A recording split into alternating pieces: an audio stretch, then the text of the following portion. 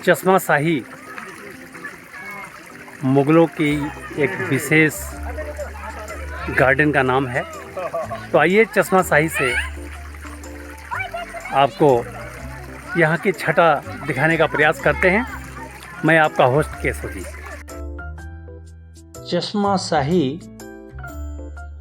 एक natural spring है जिसका डेरिवेशन वहाँ की एक कश्मीरी फीमेल सेंट थी रूप भवानी,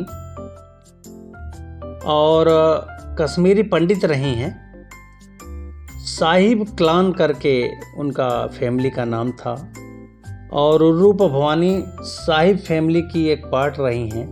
उन्होंने ही इस चश्मे साहिबी इसका नाम दिया गया, क्योंकि वो साहिब फैमिली से थीं, इस वजह से इसका नाम साहिबी पड़ा। और बाद में जब मुग़ल गवर्नर अली मर्दान खान ने इसे 1632 में बनवाकर और शाहजहां के बड़े सुपुत्र दारा शिकोह के हाथों इसका लोकार्पण करा दिया, तब से ये मुग़ल गार्डन के नाम से जाने लगा।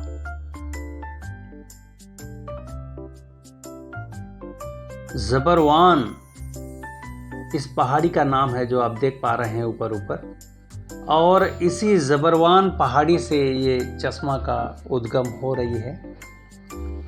उद्गम होने के साथ ही साथ इस चश्मे में इतने सारे मिनरल्स हैं जिसको पीने से पेट की सारी बीमारी जाती रहती है।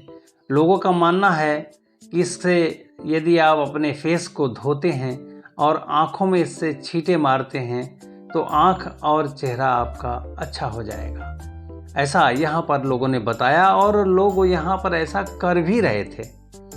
तो हमने भी किया, और चूँकि ये बहुत ठंडा जल है, ठंडे जल के कारण जब हमारे चेहरे पे हमने इसको लगाया और आँखों में धोया तो काफ़ी ठंडक महसूस हुआ हमें। अब लगातार जो इसको कर पाएगा वही उसका लाभ हमें बता पाएगा। फिलहाल आइए चश्मे शाही का हम लोग नेचुरल ब्यूटी का आनंद लेते हैं। चश्मा शाही डल झील से जब हाइट को पाने लगता है उस समय वहाँ से लगभग ये 4 किलोमीटर की दूरी पर है, और श्रीनगर मुख्यालय से लगभग 8 किलोमीटर की दूरी पर पड़ेगा। साथ ही साथ मैं आपको बताना चाहूँगा कि यहाँ पर 3 मुग़ल गार्डन हैं। एक निशात बाग,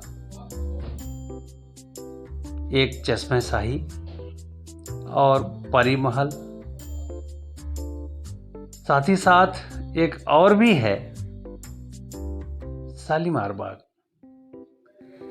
उनमें सारे के सारे 4 के चारों ये जो मुग़ल गार्डन हैं, मुग़लिया शैली में बने हुए स्ट्रक्चर इसके अंदर हैं।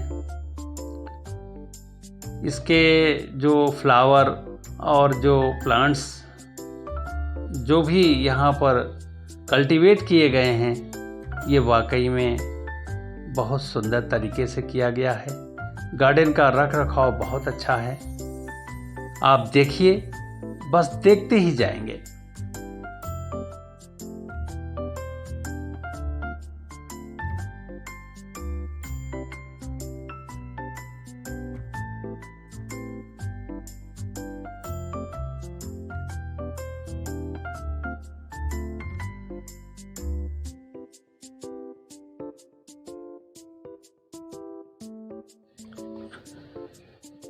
चश्मा बैराज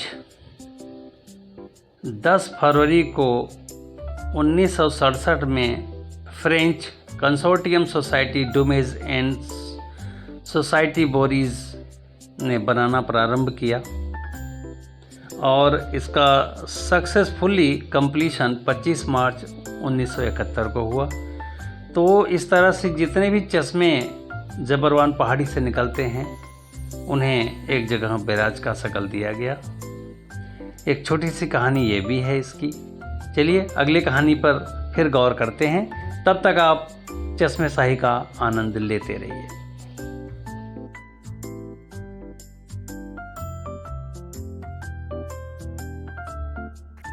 आप बताएं चश्मा शाही कैसा लगा।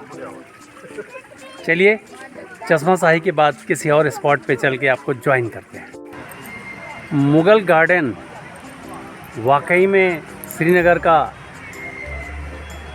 बहुत ही सुंदर गार्डन है। आइए, मुगल गार्डन को निषाद गार्डन भी बोलते हैं, निषाद बाग भी बोलते हैं। तो आइए आपको हम मुगल गार्डन दिखाते हैं। नूरजहां के बड़े भाई आसिफ खान ने 1633 ईस्वी में निषाद बाग को बनवाया था। इसके आर्किटेक्चर के बारे में आप अंदर देख सकते हैं। शाहजहां को जब यह बाग बनने के बारे में पता चला तो उन्हें बड़ी ईर्ष्या हुई और ईर्ष्या के कारण उन्होंने कुछ दिन तक इस गार्डन को शट डाउन यानी कि बंद करा दिया। इसके बाद की स्थिति ये रही कि नूरजहां और शाहजहां में चलता रहा कि नहीं, ये बंद नहीं होना चाहिए। अंततोगत्वा शाहजहां ने फिर इसको ओपन करा दिया। तो ये एक छोटी सी कहानी ये भी है। अंदर के स्ट्रक्चर जो भी बने हुए हैं वो सब मुगलिया शैली में हैं। आइए इस गार्डन को ढंग से अवलोकन करते हैं।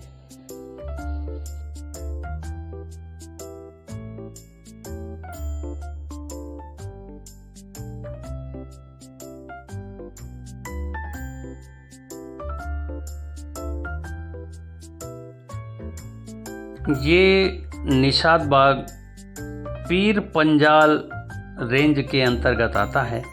ये सामने जो पहाड़ी आप देख रहे हैं, इस पहाड़ी का नाम है पीर पंजाल माउंटेन।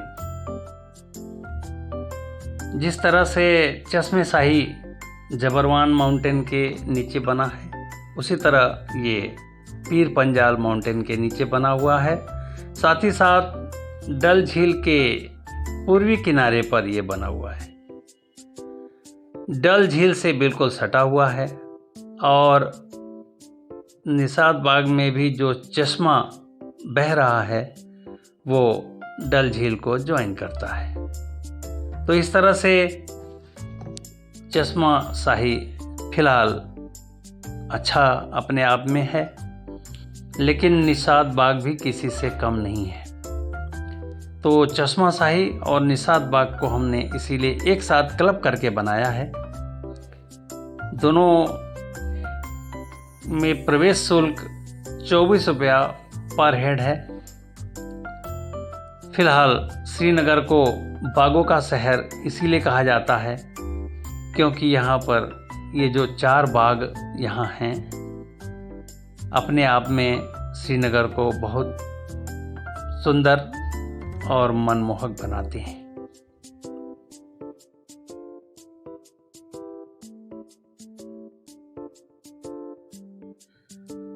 यह बाग रेक्टेंगुलर शेप में बनाया गया है और लगभग 117 एकड़ में ये फैला हुआ है। इसका मेजरमेंट 556.5 इंटू 350 मीटर स्क्वायर है और ये 6 क्वार्टर यानी कि 3x2 के पार्ट में ये डिवाइडेड है, यानी कि कुल मिला के ये 20 से ये जो चश्मा बह रहा है ये बाइसेक्ट करता है, 3 इस तरफ और 3 इस तरफ। कुल मिला के 6 बाग इसके अंदर अलग अलग समय में बनाए गए और जो आज के डेट में यूनेस्को ने इसको वर्ल्ड हेरिटेज साइट घोषित किया है। यही कारण है कि सभी बागों में निषाद बाग का नाम नंबर 1 पर आता है। ये गार्डन देखे बगैर श्रीनगर की यात्रा पूर्ण नहीं मानी जाएगी। इस गार्डन के अंदर ये जो फवारे आप देख पा रहे हैं, ये इसी चश्मा जो बह रहा है, इसी के फ्लो को इस फवारे में कन्वर्ट किया गया है। ये अपने आप में नेचुरल फाउंटेन माना जाएगा, क्योंकि इसमें कहीं भी इलेक्ट्रिसिटी का प्रयोग नहीं हुआ है। और सोचिए कि ये जहांगीर और शाहजहां के टाइम का बना हुआ है और ये फवारा भी उसी समय का है। तो उस समय के इंजीनियर्स कैसे रहे होंगे जिन्होंने बिना किसी लाग लपेट के, बिना किसी इलेक्ट्रिसिटी के, बिना किसी ऊर्जा के, सिर्फ जल के प्रवाह को सेंट्रलाइज करके और एक बीच में बाइसेक्ट करते हुए पूरा का पूरा इस चश्मा को फवारे का शेप दिया है और पूरा का पूरा गार्डन इसी चश्मा से सिंचित होता है। तो ये रहा हमारा निषाद बाग या निषाद गार्डन या मुगल गार्डन में से नंबर 1।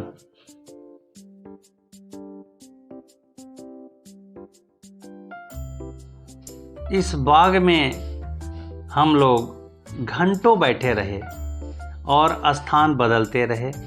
कई जगहों पर बैठे बैठे पूरे बाग को निहारते रहे और बाग हर कोने से हमें आनंदित करता रहा, प्रफुल्लित करता रहा, मनमोहक लगता रहा।